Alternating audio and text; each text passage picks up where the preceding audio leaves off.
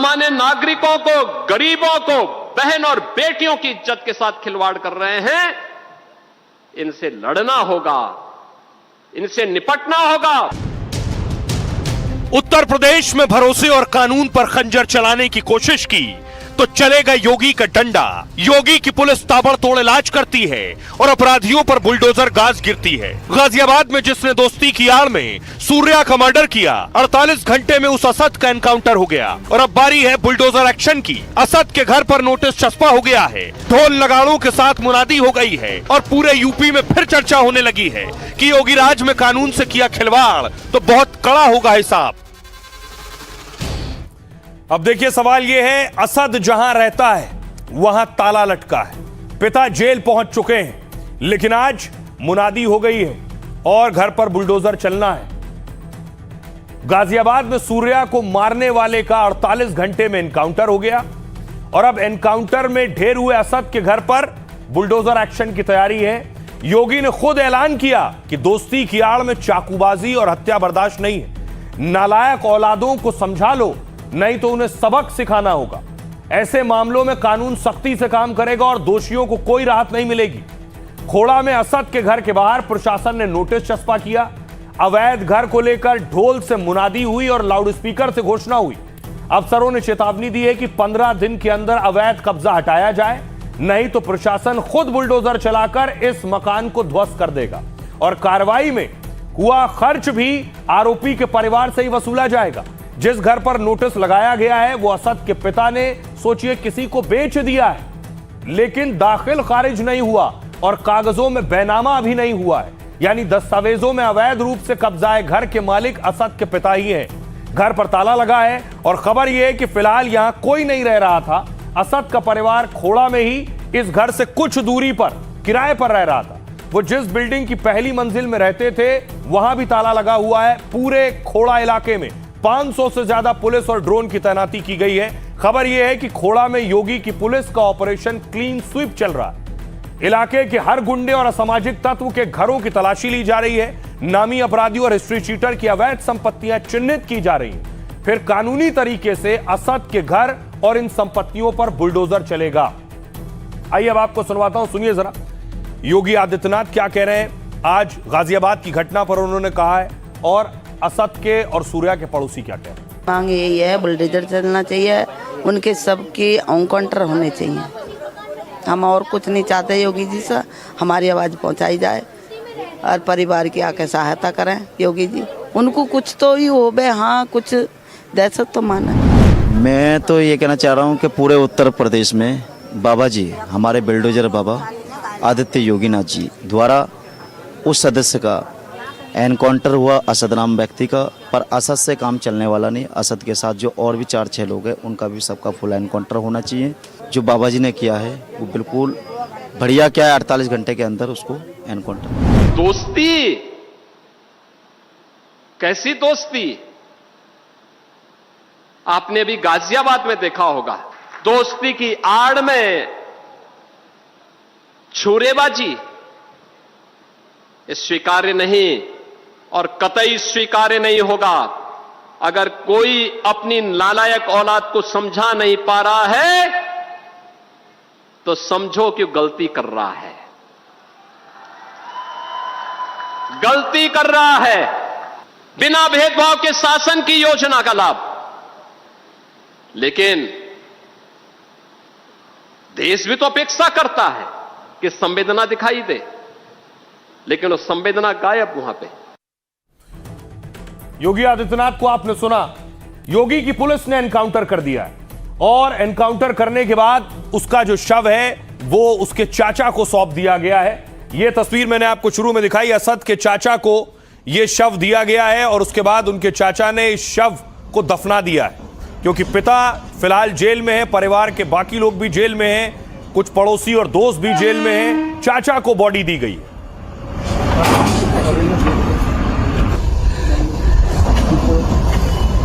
ये असद की बॉडी की तस्वीर आप देख रहे हैं। पुलिस ने एकांत में जाकर बॉडी सौंपी है, कहीं इस पर कोई बवाल ना हो इसलिए। अब देखिए जरा सूर्या की माताजी क्या कह रही हैं। असद का एनकाउंटर हो गया, क्या उन्हें इंसाफ मिल गया है? उनसे एनडीटीवी ने बात की है। तो सूर्या की मां का कहना है कि बाकियों का भी एनकाउंटर हो। होना चाहिए। इंसाफ हुआ है, मेरा इंसाफ अभी एक ही कातिल गया, अभी पूरा इंसाफ नहीं हुआ है। अभी और 6 बाकी हैं, उनका भी इनकाउंटर होना चाहिए। अभी वो किस लायक था, हाई स्कूल के पेपर दिए थे अभी उसने, अभी तो उसकी लाइफ सबरी बाकी थी। इंसाफ हुआ है, मेरा इंसाफ अभी एक ही कातिल गया, अभी पूरा इंसाफ नहीं हुआ है। अभी और 6 बाकी हैं, उनका भी इनकाउंटर होना चाहिए। अभी वो किस लायक था, हाई स्कूल के पेपर दिए थे अभी उसने। तो आप सूर्या की मां को सुन रहे थे। आज असद को सुपुर्द खाक किया गया। सूर्या के कत्ल करने वाले असद को दफना दिया गया। आधी रात उसे दफनाया गया तो उसके अपने ही मिट्टी देने वालों में नहीं थे। खून के रिश्तों में सिर्फ चाचा की मौजूदगी में शव को दफना दिया गया।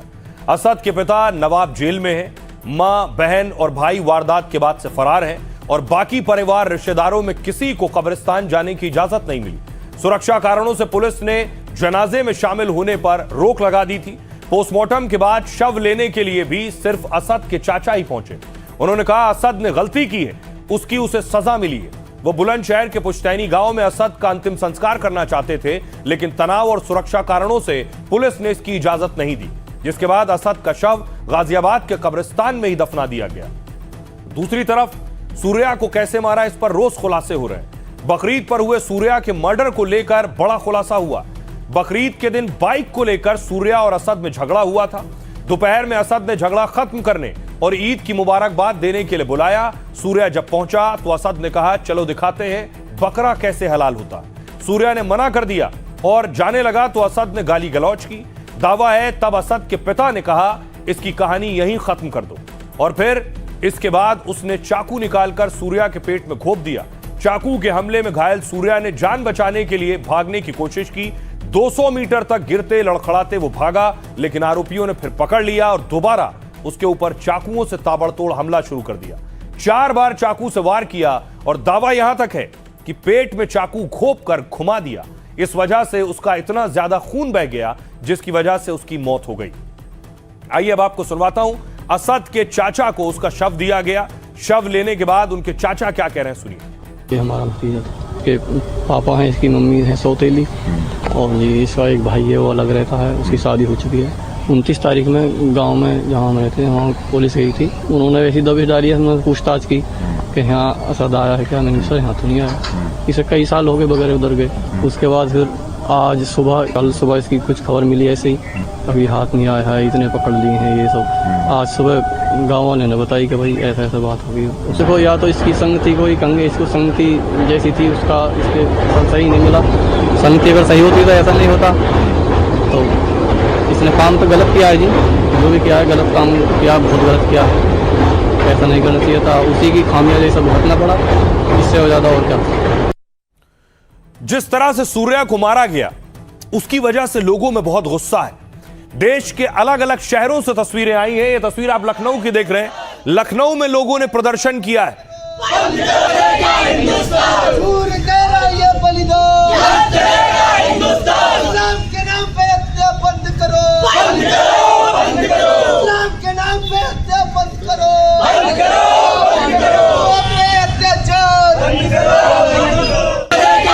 और अब इस पर सवाल भी उठ रहे हैं। सवाल ये कि कहा जा रहा है कि असद मुसलमान था इसलिए उसे गोली मार दी गई।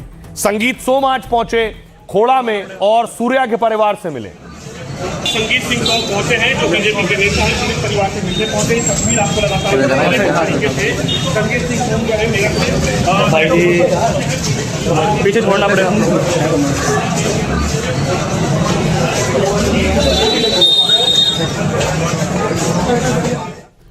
आइए मैं आपको बताऊं कि पॉलिटिशियन और सियासतदान खास तौर पर कह रहे हैं कि धर्म देखकर असद का मर्डर किया गया, एनकाउंटर किया गया। सबसे पहले देखिए हुसैन दलवई कांग्रेस नेता क्या कह रहे हैं। असद को पकड़कर कानूनी कार्रवाई करनी चाहिए थी, लेकिन उसका एनकाउंटर करना बिल्कुल गलत है। पुलिस खुद कानून अपने हाथ में ले रही है। बीजेपी सरकार में कानून खुद सरकार तोड़ती है। संगीत सोम बीजेपी नेता कह रहे हैं जिहादी भूल गए कि प्रदेश में किसकी सरकार है। जिहादियों को का ठीक से फंड दबा दिया जाएगा। यदि किसी ने पलायन कराने की कोशिश की तो उसी का यहां से पलायन करा दिया जाएगा। साजिद रशीदी कह रहे हैं असद मुसलमान था इसलिए उसका एनकाउंटर किया है। आरोपी को सजा देने का अधिकार अदालत के पास होना चाहिए, पुलिस को सीधे मौके पर फैसला नहीं करना चाहिए। बागेश्वर कह रहे हैं बाबा बागेश्वर कथावाचक, इसलिए हम हिंदुओं को जगाते रहते हैं। अगर हिंदू एक होगा तो कोई बाल बाका नहीं कर सकेगा। योगी की पुलिस ने जो किया है वो बहुत अच्छा किया है। अबू आजमी सपा नेता कह रहे हैं अगर कोई गंभीर अपराधी है तो उसे मौत की सजा हो, लेकिन इसके लिए संविधान में प्रावधान है। अपराधी को गिरफ्तार करो, अपराध साबित करो और सजा मिले। लेकिन यूपी में सर्वधर्म के नाम पर किया जा रहा है। ओपी राजभर उत्तर प्रदेश में मंत्री कह रहे हैं असद एनकाउंटर के दिन सपा प्रवक्ताओं के घर चूल्हे नहीं जले। असद के मारे जाने पर सपा प्रवक्ता छाती कूट रुदाली करने लगे। कह रहे हैं कि उन्हें ऐसी कानून व्यवस्था नहीं चाहिए। क्या पीडीए यानी पीठ देगा अहीर, पीठ देगा अल्पसंख्यक वाली व्यवस्था चाहिए इन्हें? आइए आपको सुनवाता हूं, सुनिए जरा सियासतदानों को। उत्तर प्रदेश में भाजपा सरकार जाति धर्म देख करके इंटाउन करवाती है। इससे प्रदेश का सामाजिक सौहार्द बिगड़ता है। अखिलेश यादव जी को उस पर बोलना चाहिए कि उनके वोटर हैं, उन लोग ऐसी हत्या क्यों कर रहे हैं। कहीं मुसलमान मार रहा है तो कहीं यादव मार रहा है। उनका एमओआई जो फैक्टर है इस समय पूरे प्रदेश में आतंक मचाया हुआ है। व्यक्ति ने अपराध किया उसको अपराधी बोलिए, उसकी जाति और धर्म देख करके अगर एक्शन करोगे तो फिर लॉ एंड ऑर्डर कंट्रोल नहीं होगा। गाजीपुर के अंदर नौजवान बच्चे को मार दिया गया, कारोबारी के रंगदारी मांगी गई उससे। शिकोहाबाद ने बच्ची को पटक करके मार दिया।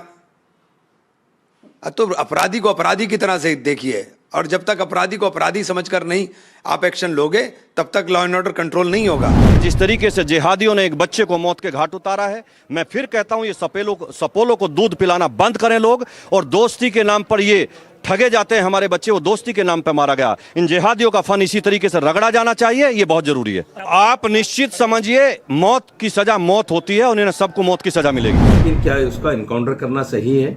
क्या उसके पीछे की वजह का जांच नहीं करनी चाहिए थी? क्योंकि मुसलमान था इसलिए उसका इनकाउंटर कर दिया गया। दिल्ली के अंदर अरबाज नाम का लड़का, उसकी 3 लड़कों ने हत्या कर दी चाकुओं से गोदकर, वो अभी तक पकड़े नहीं गए। जौनपुर में एक बच्चे की निर्मम तरीके से हत्या कर दी गई, अभी तक वो हॉस्पिटल में है, कोई परवाह नहीं, कोई जेल नहीं।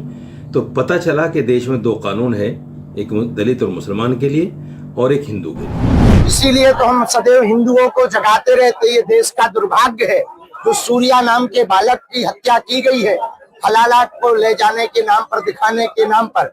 यही हिंदुओं का दुर्भाग्य है। यदि तुम एक नहीं रहोगे तो उनके अंदर न दया है, न करुणा है, न प्रेम है। और हिंदू एक होगा तो एक भी हिंदू का बाल बांका नहीं होगा।